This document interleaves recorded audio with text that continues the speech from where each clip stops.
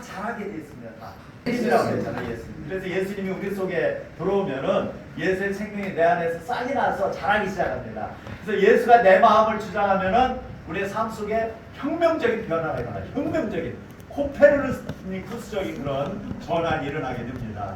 그렇죠? 예수님을 제일 우선순위에 두고 예수님을 제일 사랑하시기를 축원합니다. 그러기 위해서 예수님이 나의 삶에 우선님을 삶의 중심으로 모시기를 축원합니다. 네, 우리 빌립보서 4장 1절에서 9절 말씀 같이 봉독하겠습니다. 같이 읽겠습니다. 그러므로 나의 사랑하고 사모하는 형제들, 나의 기쁨이요 멸류관을 사랑하는 자들아, 이와 같이 주 안에 서라. 내가 유오디아를 권하고 순두개를 권하노니 주 안에서 같은 마음을 품으라. 또 참으로 나와 멍에를 같이 한 내게 구하노니 복음에 나와 함께 힘쓰던 저 여인들을 돕고 또한 글레멘드와 그 외에 나의 동역자들을 도우라. 그 이름들이 생명책에 있느니라. 주 안에서 항상 기뻐하라. 내가 다시 말하노니 기뻐하라. 너의 간역을 모든 사람에게 알게 하라. 주께서 가까우시니라. 아무것도 염려하지 말고 오직 모든 일에 기도와 간구로 너희 구할 것을 감사함으로 하나님께 아뢰라. 그리하면 모든 시각에 뛰어난 하나님의 평강이 그리스도 예수 안에서 너희 마음과 생각을 지키시리라. 끝으로 형제들아, 무엇에든지 참되며 무엇에든지 경건하며 무엇에든지 옳으며 무엇에든지 정결하며 무엇에든지 사랑받을 만하며 무엇에든지 칭찬받을 만하며 무슨 덕이 있든지 무슨 기림이 있든지 이것들을 생각하라. 너희는 내가 배우고 받고 듣고 본바를 행하라. 그리하면 평강의 하나님이 너희와 함께 계시니라. 아멘. 예, 오늘은 하나님의 평강이라는 말씀을 가지고 같이 은혜를 나눠보도록 하겠습니다. 이 빌립보 교회, 빌립보는 이제 지명이에요, 지명. 빌립보 교회는 바울이 유럽의 마게도니아 첫성이라고 그러죠. 마게도니아 지역이라고 하는데 그 지역이 지금 유럽이에요. 유럽에 처음으로 세운 교회가 바로 빌립보 교회입니다. 이 말씀이 사도행전 16장에 나와요. 바울이 2차 전도여행, 1차 전도여행, 2차 전도여행, 3차 전도여행 이렇게 얘기해서 전도여행을 여러 번 떠나죠. 48년에서 50년까지 1차 전도여행입니다. 그리고 51년, 52년 그때 2차 전도여행을 떠났어요. 그래서 사도행전 16장에 보면은 바울이 그 2차 전도에 여행한 그 내용이 이렇게 기록되어 있습니다. 16장 11절부터 한번 읽어볼까요? 같이 한번 읽어보겠습니다. 우리가 드로아에서 배로 떠나 사모드라게로 직행하여 이튿날 네아폴리로 가고 거기서 빌립보에 이르니 이는 마게도냐 지방의 첫 성이요 또 로마의 식민지라. 이 성에서 수일을 유하다. 안식일에 우리가 기도할 곳이 있을까 하여 문밖 강가에 나가 거기 앉아서 모인 여자들에게 말하는데 도아니라 시에 있는 자색 옷감 장사로서 하나님을 섬기는 루디아라는 한 여자가 말을 듣고 있을 때에 주께서 그 마음을 열어 바울의 말을 따르게 하시니라. 그와 그 집이 다 세례를 받고 우리에게 청하여 이르되 만일 나를 주 믿는 자로 알거든 내 집에 들어와 유하라고 강권하여 머물게 하니라. 네, 바울이 2차 전도여행을 하는데 유럽의 첫 성, 그러니까 마게도니아 첫 성, 유럽의 첫 지역인 빌립보에 도착을 합니다. 그래서 빌립보 지역이라는 하는 곳에 도착해가지고 거기서 이제 강가에 가서 이렇게 여자들이 모여 있으니까 여자들이 뭐 빨래를 하려고 모였는지 뭐 세수를 하려고 모였는지 모르겠지만은 강가에 모여 있었어요. 그래서 거기서 복음을 전했습니다. 복음을 전했는데 그 중에 루디아라고 하는 여자가 있어요. 루디아는 어떤 여자냐면 옷감 장사였어. 옷감 장사, 자주사의 옷감 장사. 그러니까 고급 옷감을 파는 그런 여자였습니다. 바울이 복음을 전하는데 이 루디아라고 하는 여자가 바울이 전하는 복음에 귀를 기울이면서 듣는 거예요. 말씀을 잘 듣고 그 복음을 듣고 나서 내가 세례를 받고 내가 하나님의 사람, 이제 그리스도인이 되겠습니다. 이렇게 말하는 거예요. 그래서 이 루디아가 어떻게 합니까? 복음을 듣고 세례를 받아요. 세례를 받고 나서 우리 집에 이제 교회를 시작해야 되겠다 해가지고 교회를 세우게 되는데, 그 교회가 바로 처음 시작된 그 빌립보 교회라는 거, 유럽에서 처음 시작된 빌립보 교회가 되는 것입니다.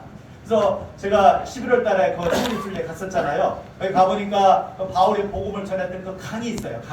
강이라고 해가지고 우리나라 강처럼 한강처럼 그렇게 큰 강이 아니고 조그만 대울 같은 그런 곳이에요. 한번 사진으로 보여드릴게요. 이게 강입니다. 요 강이고 요 앞에 이렇게 세례틀을 이렇게 만들어놨어요. 뒤쪽으로 이렇게 물이 흐르잖아요. 이게 강이에요. 강. 요 세례틀 여기서 이제 지금도 이제 세례를 주고 있습니다. 그래서 루디아가 이제 여기서 세례를 받고 자기 집에 교회를 세웠다는 얘기예요. 그죠? 그러니까 참 이 마음에 하나님이 마음을 열어줘가지고 하나님의 말씀을 깨닫게 한 거죠. 지금도 보면은 그 옆에 루디아 기념교회가 있어요. 루디아 기념교회. 여기 한번 보여줄까요? 이게 바로 루디아를 기념해서 세운 기념교회입니다. 그래서 이 안에 들어가서 찬양도 하고 이렇게 했었어요. 예, 루디아 기념교회가 이제 이렇게 루디아를 기념해서 세운 그런 교회죠. 그래서 이 복음을 믿고 변화된 한 사람의 영향력이 얼마나 큰지 말해주고 있습니다. 그렇잖아요? 우리도 마찬가지잖아요. 우리나라도 우리나라에 복음이 들어온 지 지금 한 140년 정도 됐잖아요. 처음에 이제 복음이 들어왔을 때 얼마나 핍박이 많았어요. 어떤 집안에 이제 믿지 않는 집안에 예수님을 믿는 며느리가 들어왔어요. 그 집에 시집으로 왔어요.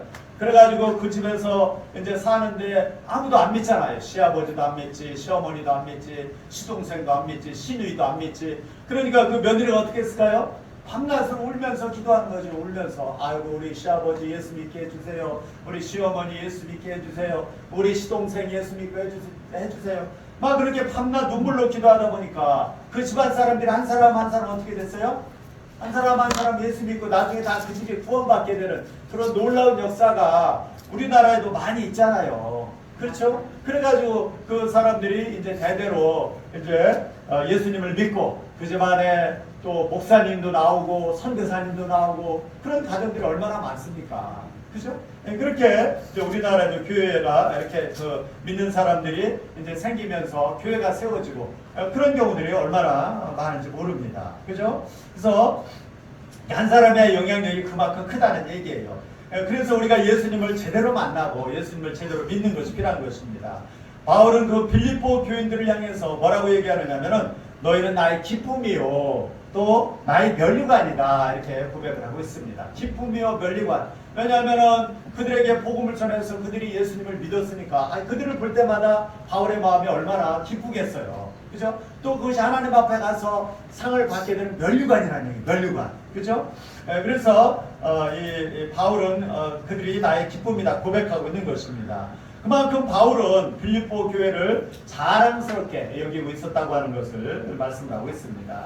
그래서 1장 3절부터 5절 보면은 뭐라고 말씀하느냐면은 같이 한번 읽어보겠습니다. 네, 내가 너희를 생각할 때마다 나의 하나님께 감사하며 간구할 때마다 너희 우리를 위하여 기쁨으로 항상 간구함은 너희가 첫날부터 이제까지 복음을 위한 일에 참여하고 있기 때문이라. 바울이 빌립보 교인들을 생각할 때마다 어떻다고요? 마음이 감사하고 또 기쁘다 이렇게 고백하고 있죠. 왜냐하면 빌립보 교인들이 바울이 하는 복음사역에 동참하고 또 믿음 안에서 잘 성장하니까 그것이 바울의 기쁨이란 얘기예요. 그것을 보면서 지금 바울은 감옥에 갇혀 있는 그런 상황이에요. 감옥에 갇혀서 빌립보 교인들한테 이 편지를 쓰고 있는 그런 상황입니다. 그죠? 그런데 그 교인들을 생각할 때마다 마음이 어떻다고요? 기쁘고 감사하다 이렇게 이제 고백을 하고 있는 것이죠.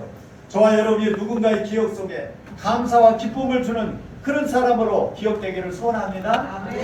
누구를 생각할 때마다 그 사람 참 예수님 잘 믿고 참 잘 섬기고 참 항상 은혜가 충만한 사람이었지. 이렇게 이제 우리가 기억해야 되겠죠. 누군가를 생각할 때마다 참으로 감사하고 고마운 분으로 기록해야지. 누구를 생각할 때마다 그 원수 같은 놈 이렇게 기억되면 안 되겠죠. 그렇잖아요. 누구를 생각할 때마다 참 고마운 사람, 감사한 사람 이렇게 돼야 될 것입니다. 그런데 이런 빌립보 교회도 다툼이 있었던 것 같아요. 다툼이. 왜냐하면 바울이 그 교인들을 향해서 너희가 같은 마음을 품으라 이렇게 말하고 있기 때문에 그래요. 다툼이 있었기 때문에 마음이 하나 되지 못했다는 얘기예요. 마음이 하나 되지 못했다고 하는 것은 뭘 얘기하는 것입니까?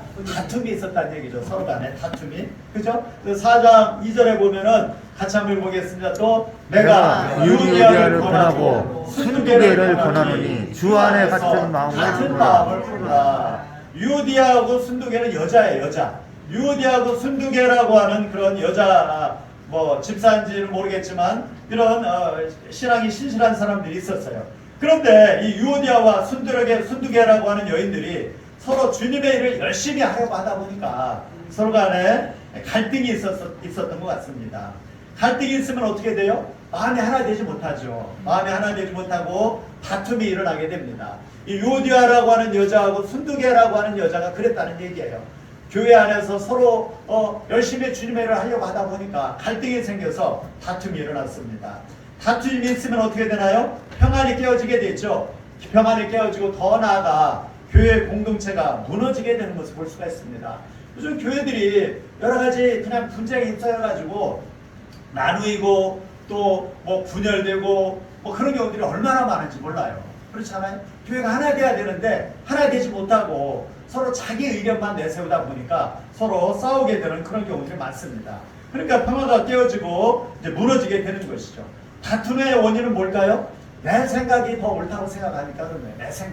내 생각, 내 고집이 우선이니까 서로 싸우는 거예요. 집사님 말씀이 맞습니다. 그렇죠. 이렇게 나를 내려놔야 되는데 그냥 네 생각이 틀리고 내가 옳다. 우리는 옳고 그름을 따지는 게 아니고 서로 그리스도 안에서 궁유한 마음을 가지고 하나 돼야 되는데 자꾸 옳고 그름을 따지다 보면 어떻게 되는 거예요? 서로 다투고 분열하고 평화가 깨어지게 되는 것입니다. 그렇기 때문에 하나님의 평강을 누리면 우리가 주 안에서 같은 마음을 품어야 된다 이렇게 말씀을 하고 있어요. 같은 마음이라고 하는 것은 한 마음이라는 뜻이에요. 한 마음. 주 안에 굳게 서고 주 안에서 같은 마음을 품을 때 교회가 세워지고 하나님의 평강을 누릴 수가 있는 것입니다. 그렇지 않으면 어떻게 돼요? 그렇지 않고 마음이 나눠지면 가정도 마찬가지잖아요. 가정도 남편과 아내가 한 마음이 돼야 되잖아요. 남편과 아내가 한 마음이 돼야 되는데 남편과 아내가 한 마음이 되지 못하고 서로 으르렁거리고 잡아먹으려면 어떻게 되나요? 그냥 서로 다툼에 휩싸이고 무너지게 되는 것이죠. 교회도 마찬가지죠. 교회도 다툼에 휩싸이고 서로 다투고 싸우다 보면은 평강을 잃어버리게 되고 마음이 지옥같이 되어서 가정도 무너지고 교회도 무너지게 되는 것을 볼 수가 있습니다. 그래서 바울은 뭐라고 얘기하냐면은 고린도전서 1장 10절에서 바울이 고린도 교회를 향해서도 말씀을 하고 있어요. 고린도전서 1장 10절 같이 한번 읽어보겠습니다. 형제들아 내가 우리 주 예수 그리스도 이름으로 너희를 권하노니 모두가 같은 말을 하고 너희 가운데 분쟁이 없이 같은 마음과 같은 뜻으로 온전히 하라. 바울이 고린도 교회를 향해서 이렇게 권면의 말을 하는데 무슨 말을 하고 있습니까? 너희 모두가 어떻게 하라고요? 같은 마음. 같은 말을 하고 또 같은 마음을 품고 또 같은 뜻으로. 그죠? 같은 말, 같은 마음, 같은 뜻. 그러니까 한 마음으로 하나 되라는 얘기예요. 한 마음으로 하나 될 때 교회가 세워지지 각자 생각이 달라요. 김 집사, 이 집사, 김 권사, 이 권사 각각 다 자기 생각대로 교회를 움직이려고 하면 교회가 어떻게 되겠습니까? 교회가 어디로 가겠어요? 그죠? 산으로 갈까요? 바다로 갈까요? 천국으로 가요. 그래서 이렇게 같은 말, 같은 뜻, 같은 마음을 품으라 이렇게 얘기합니다. 그러면 어떻게 해야 우리가 같은 마음을 가질 수가 있을까? 어떻게 해야 한 마음이 될 수 있을까요? 주 안에 있을 때 한 마음이 된다 이렇게 되면 주 안에 있을 때, 그리스도 안에 있을 때, 그리스도 안에 있다고 하는 것은 뭘 얘기하는 것입니까? 그리스도를 머리로 해서 살아간다는 얘기예요. 그리스도가 예수님의 주인이라는 얘기예요. 예수님이 나의 몸의 머리가 되는 거예요. 우리 한 사람 한 사람은 교회 지체들이죠. 교회의 머리는 누구예요? 교회의 머리는 예수님이에요. 교회의 머리는 예수님이고 우리들 한 사람 한 사람은 교회의 몸을 이루는 지체가 되는 거예요. 지체가 서로 싸우면 어떻게 돼요? 우리가 손과 발, 뭐 다리, 눈, 코, 입이 있잖아요. 이것이 다 이루어서 한 몸을 이루잖아요. 그런데 눈이 귀도로 야 귀 너 필요 없어. 입이 손도로 야 손 너 필요 없어. 그러면 안 되겠죠. 그죠? 입이 손이 있어야 되고 손은 손의 역할을 하고 입은 입의 역할을 하고 눈은 눈의 역할을 하고 각각 역할이 다르잖아요. 그래서 한 몸을 이루는 것처럼 우리도 마찬가지란 얘기죠. 그리스도 안에서 그리스도를 머리로 하고 살아갈 때에 우리가 한 마음 한 뜻을 이룰 수 있다 이렇게 얘기하고 있습니다. 또 우리가 하나님의 평강을 누리기 위해서는 어떻게 해야 되느냐? 오늘 말씀해 보면 기도와 간구로 구할 것을 감사함으로 하나님께 아뢰라 이렇게 말씀을 하고 있어요. 감사함으로 하나님께 너희가 필요한 것들을 아뢰라 말씀합니다. 4절부터 보면은 주 안에서 항상 기뻐하라. 내가 다시 말하노니 기뻐하라. 너희 관영을 모든 사람에게 알게 하라. 주께서 가까우시니라. 아무것도 염려하지 말고 다만 모든 일에 기도와 간구로 너희 구할 것을 감사함으로 하나님께 아뢰라. 그래야만 모든 지각에 뛰어난 하나님의 평강이 그리스도 예수 안에서 너희 마음과 생각을 지키시리라. 이렇게 말씀을 하고 있어요. 우리 삶 속에 크고 작은 어려움이 이렇게 생겨날 때, 어려움들이 있을 때 우리는 뭐부터 하게 되나요? 염려부터 하게 되죠. 염려, 근심, 걱정이 오잖아요. 염려, 근심, 걱정이 온다고 해서 염려한다고 해서 우리가 내 키를 한 자라도 더 할 수 있느냐 이렇게 말씀을 하고 있죠. 염려, 근심하지 말고 어떻게 하라고 얘기합니까? 예, 하나님께 아뢰라. 아뢰라는 얘기, 아뢰라. 하나님께 기도하라는 얘기예요. 하나님께 감사함으로 기도하면은 뭐라고 얘기합니까? 하나님의 평강이 우리 마음과 생각을 지켜주신다 이렇게 말씀을 하고 있어요. 여기서 보면은 이런 의문이 들 수 있죠. 무슨 일이 있을 때 염려하지 말고 너희 구할 것을 감사함으로 하나님께 아뢰라. 그럼 기도하면은 그럼 하나님 너에게 응답해 주실 거야. 너희 기도를 들어주실 거야. 이래야 말이 맞잖아요. 그런데 7절에 보면은 하나님의 평강이 그리스도 예수 안에서 너희 마음과 생각을 지켜주시리라 이렇게 얘기하고 있습니다. 우리가 힘들 일은 어려운 일이 닥쳐올 때 염려와 근심이 찾아오잖아요. 염려와 근심이. 그런 마음이 어때요? 마음이 지옥이잖아요. 마음이 지옥이고 불안하고 힘들고 어렵죠. 그럴 때 하나님 앞에 아뢰면은 기도하면은 하나님의 평강이 내 마음을 주장한다는 얘기예요.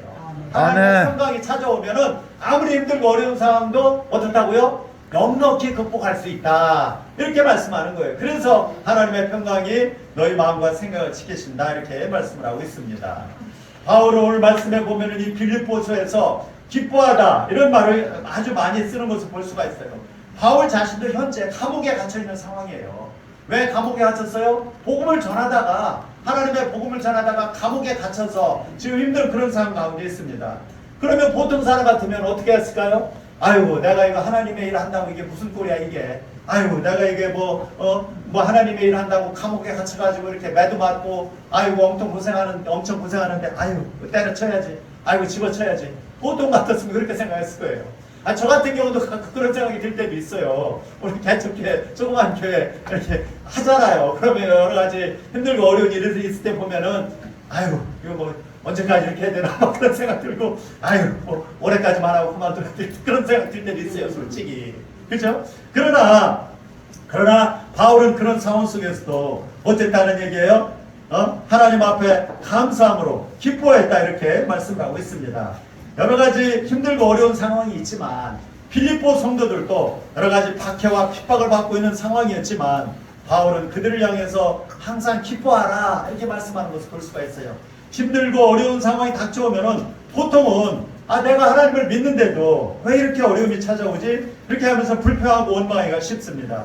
그런데도 바울이 기뻐할 수 있었던 이유는 뭐냐면은 바울이 누구 안에 있었기 때문에? 주 안에 예수님과 함께했기 때문에. 예수님이 평화의 근원이에요. 예수님 자체가 평강이에요. 그래서 그리스도 하나 되고 그리스도 안에 있었기 때문에 자기 상황이 지금 힘들고 어렵지만 감옥에 갇혀있는 상황이지만 그 안에서도 기뻐할 수 있었다는 얘기예요. 그래서 감옥에 있으면서도 바울은 복음을 전해가지고 갇힌 중에 또 다른 사람에게 전도해서 그 사람들이 예수 믿도록 했어요. 그 사람 누구예요? 그 사람이? 오네시모. 그죠? 빌레몬스에 보면은 내가 갇힌 중에 낳은 아들 이렇게 얘기하잖아요. 감옥에서도 갇혀 있으면서도 오네시모라고 하는 사람한테 복음을 전해가지고 그 사람이 예수 믿고 변화되잖아요. 그죠? 그 바울의 최우선순위는 뭐였어요? 예수였어요. 예수야. 항상 여러 가지 세상 일이 우선이 아니고 자기 자식이 우선이 아니고 자기 일이 우선이 아니고 예수님이 그 삶의 최고 우선순위였습니다. 그죠? 이렇게 바울이 주 안에 있었기 때문에 항상 기뻐할 수 있었다는 얘기예요. 주님과 하나 되어 늘 그리스도 중심의 삶을 살 수 있었기 때문에 바울은 기뻐할 수 있었다 이렇게 얘기합니다. 그래서 바울은 빌립보서 4장 12절에 뭐라고 얘기하느냐면은 나는 비천에 처할 줄도 알고 풍부에 처할 줄도 알아 모든 일 곧 배부름과 배고픔과 풍부와 궁핍에도 처할 줄 아는 일체의 비결을 배웠노라.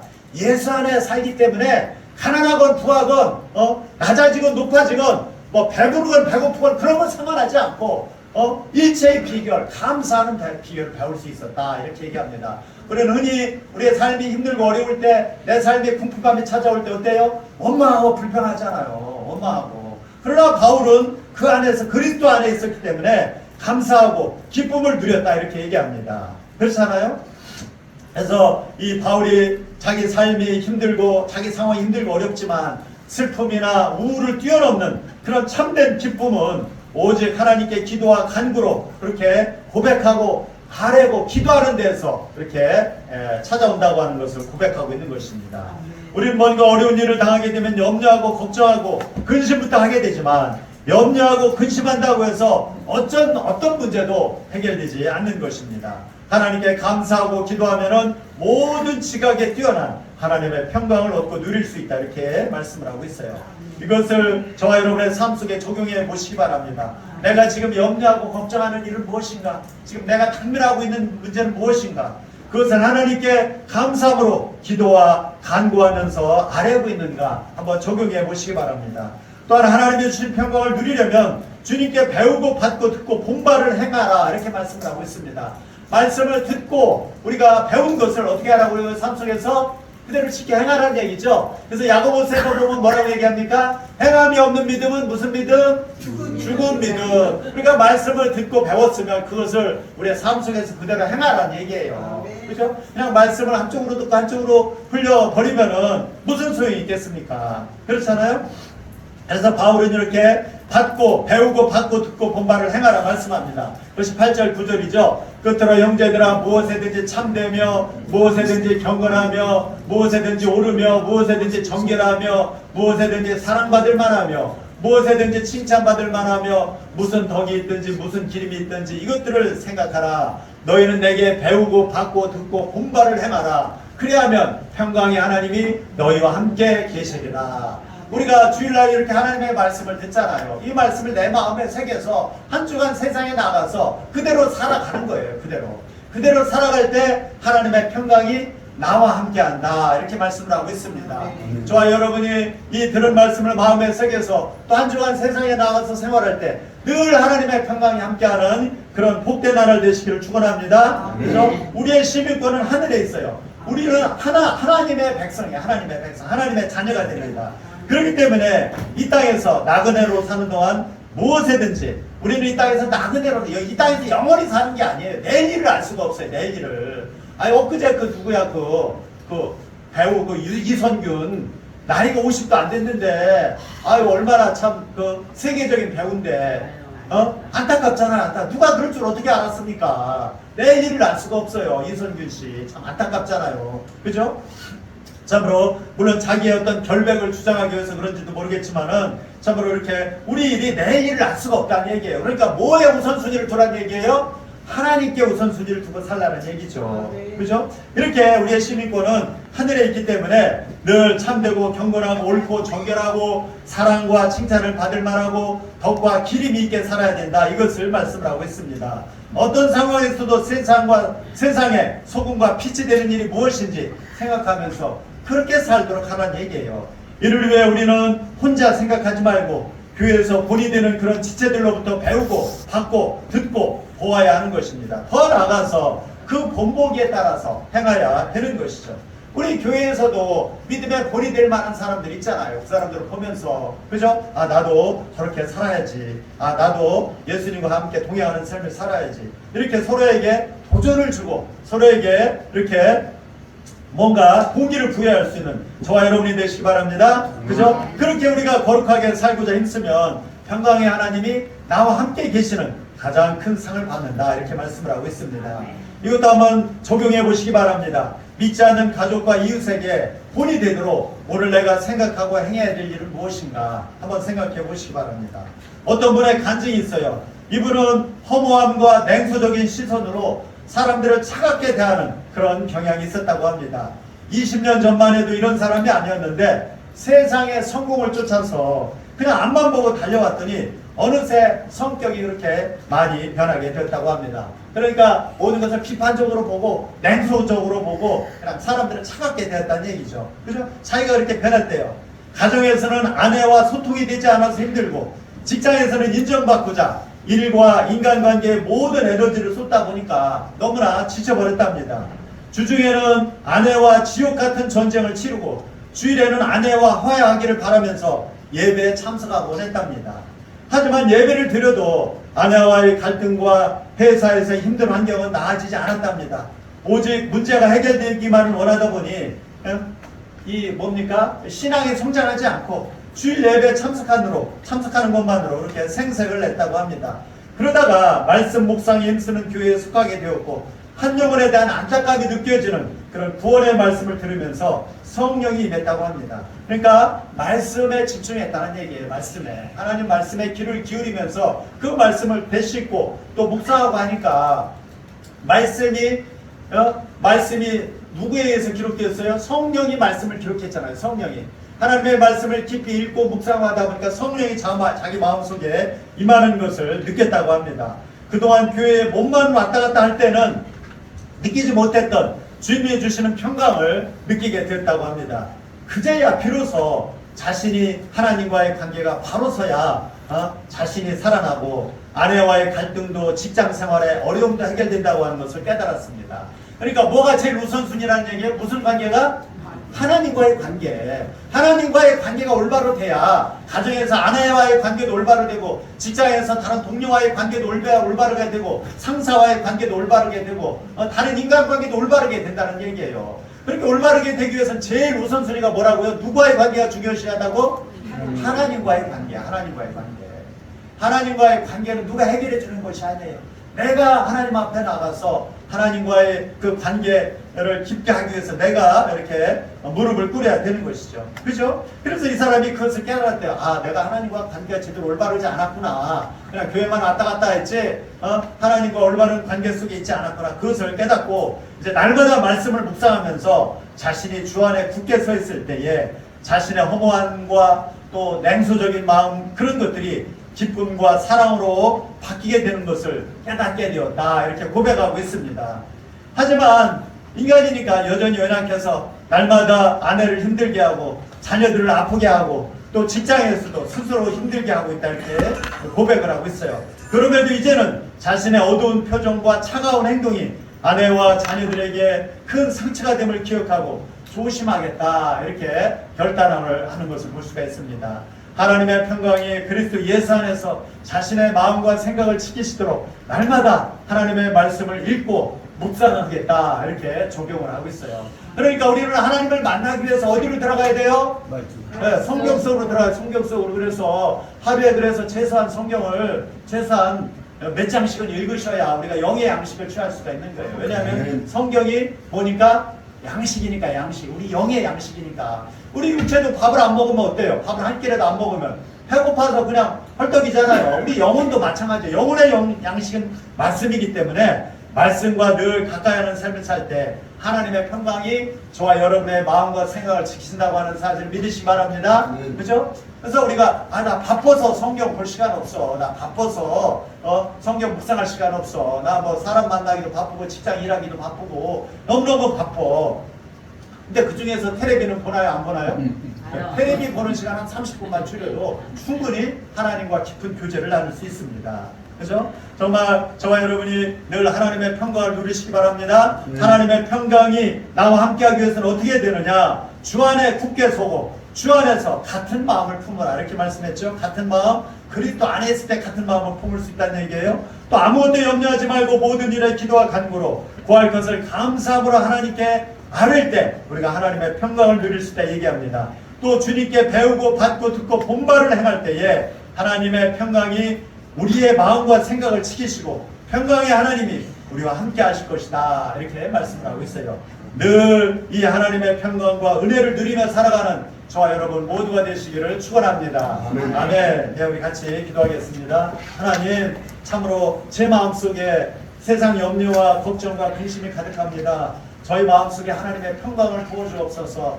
늘 주님과 함께함으로 하나님의 평강을 누리는, 하나님께 감사함으로 기도하고 간구함으로 하나님의 은혜와 평강을 누리는 복된 삶 되게 하옵소서. 같이 기도하겠습니다. 하나님 아버지 고맙습니다. 오늘도 말씀을 통해서 하나님의 평강이 너희의 마음과 생각을 지키시리라 말씀하시는 주의 음성을 듣습니다. 여러가지 바쁘고 분주한 일상 가운데 늘 그리스도 안의 마음으로 말미암아 하나님의 평강을 누리게 하시고, 염려와 근심과 걱정보다 하나님 앞에 기도와 간구로 감사함으로 아뢰므로 말미암아 평강의 하나님이 나를 지키시는 놀라운 은혜를 지었게 하옵소서. 또 우리가 배우고 받고 보고 들은 말을 우리의 삶 속에 실천하고 행함으로 말미암아 늘 평강의 하나님께서 나와 함께 하시는 은혜를 누리며 살아갈 수 있도록 하나님 축복하여 주시옵소서.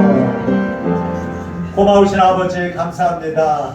참으로 그리스도 안에서 하나님의 평강이 우리의 생각과 마음을 지키시리라 말씀하고 있는데, 날마다 주 안에 거함으로 말미암아 또 여러가지 세상에 힘들고 어려운 일이 있을 때마다 주님께 기도하고 간구함으로 또 감사함으로 아뢰므로 말미암아 또 우리가 하나님으로부터 배우고 받고 듣고 본바를 행함으로 말미암아 평강의 하나님이 나를 지키시고, 우리도 우리의 삶 속에서 그 은혜와 평강을 누리며 살아가는 복된 저희들 모두가 될 수 있도록 하나님 축복하여 주옵소서. 감사하고 예수님의 이름으로 기도합니다. 아멘.